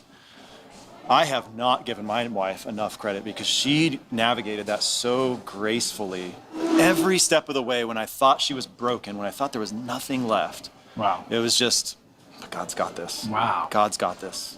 God's got this. And then when I thought she had no energy left and her mom had no energy left, she had enough for both of them, and then she's carrying everybody, and I'm just like, Yeah. those are the kinds of wise people I like to have around. Yes. Yep. Gosh, and I know Cindy's that for Dude, you our as well. wives are unreal. I told Brad Gosh, that we in are- the 8:30. I paused and was like, "Dude, our wives are," because Courtney speaking truth in a moment, right? And it doesn't have to be. Again, back to my crew. Depending on your stage of life, do you have somebody that you've let in? So let's say you're single, or single again, whatever that happens to be, and like, who is it that can speak to you that way? Have you given somebody permission to be that voice? Have you pursued whether it's a friend, a mentor, whatever, but somebody who, we all need it. Right. Like, I got my wife and multiple other people that in a moment they can go, hey, you're not going to make it. You know, one of them for me, in the season we went through as a church, and I'll unpack some of this next week, but there was a moment for me where I knew I was going to bleed. I knew well enough that I'd been wounded bad enough that I was going to bleed. And I just made a conscious choice to go, I feel stuck because I can't go home and do that, which is, you know, that's a safe space to do it, depending on what it is. I can't do it at work. I can't do it in life group. Where am I going to do this? And that was actually my step into professional counseling, was going, I need somebody and so it's an intentionality even of who am I going to bleed on, but also the intentionality of who am I going to let speak into me. Right. Because our wives, I mean, you know, sometimes I do good listening. Right. Sometimes. Well, but I also understand that it's not like you want to bring everything home, right? Like, we're at home, we're at work, especially working at a church. You're Absolutely. around and you're insulated around a bunch of really wise people, Absolutely. caring, loving people, and you almost. This is going to sound bad, but it's just hear it for what it is. It's almost like you get catered to Yeah. in a church environment. But you go home and you can't expect that same catering at home. You know what I mean? And so it's like you don't always want to bring that Yeah. to the doorstep, you know? Yeah. I don't know. Yeah, That's it's a tough one, but again, I think it's worth, and that's the moral of today, right? Okay, before we hit that launch sequence, who is it that is in my? Do I have a crew? And if I do, then have I let them know they're my crew? That would be a good step. Or do I need God to bolster this? And that doesn't mean that, hey, in the next 5 weeks you got to get some bestie, right? But the next 5 weeks of your journey might be, okay, I want to get to that side. Lord, I'm going to need you to provide. And it may be, I love the picture. It's probably one of my favorite pictures, that the crawler moves under a mile an hour. But in space, they go 25,000 miles an hour. And that idea of going slow to make sure that base, that launch point, like, you know, I had some conversations with people this week that were like, okay, I really leaned into my dark side. I think it's this. And so I went and I took care of it. I'm like, I don't think we're supposed to go fast on that. I think we're supposed to let the Lord take us at the pace we need to and figure that out. But I 100% agree with you on that. I mean, I've never had any of my significant problems figured out overnight. Not once. Not once. But, you know, if you're joining us online right now, I guess just take this as an encouragement, as a moment to pursue your crew, right? Identify who they are. Put yourself around wise people who are a little bit further along, and one of the best ways you can do that is actually joining a life group, or really any group. We actually have outside a bunch of folks signing up people right now, but for you at home, you can step in online, heightschurch.com, or you can open up the app and go into the ministry hub, and there's a spot right there all about group Group Life, they talk about men's, women's, recovery. We have a new Alpha series, all these different groups that you can be a part of. We'd love for you to jump in and join us in some of those groups. Like John was saying, life group, right? It can be a godsend. It can be a little bit extra work sometimes. It's hard, it's messy. If I'm honest, I complain about my life group every week. I said this last night. I didn't say it today. I don't know why, but I literally complain every time Monday comes around. I'm like, oh, I don't want to go, you know. And every time we drive away from life group, and I'm like, I'm really glad I went. Like every time, I don't know what my deal is. I should just like accept it already. But every time I'm like, it's another night of the week. And every time I drive away going, man, I'm so glad we went. Sounds like you have another dark side. I have another dark side. So if that's you and you're like, I don't have time, I don't know that you don't have time. Right. Like for the importance of that crew is, but I also get the struggle of, man, you got to make space and you got to figure it out. Speaking of life groups, before we get going, I've got a favor to ask of you. Okay. Are you going to see Brad after this? I hope so. Okay, so watching right now, I have some members from my life group, Casey Okay. and Aaron Garfield, and they have 3 boys, Okay. Crosby, Jaden, and Gabriel. Okay. And they are giant Brad fans. Okay. So you've got to go say, hey, the Garfield boys, they all say hello. Okay. Can you do that for me? Garfield boys all say hello. That's it. I'll try to remember. See? Not too bad. Not All too right. bad, John. Garfield boys Well, all guys, say hello. thank you all so very much for joining us this week. You are Thanks, tremendously guys. loved. John, thanks for joining us. And Hey, man. I guess Thanks we'll see for- you. Thanks for what you do. You do it well. Be a goofball, I don't know. Just trying to have some fun. And David. Thanks And for then David. Hold down the He's fort. spectacular. We have a good team. We have a really good Yes. team. But guys, thanks for joining us, and we will see you next week. Thanks, guys.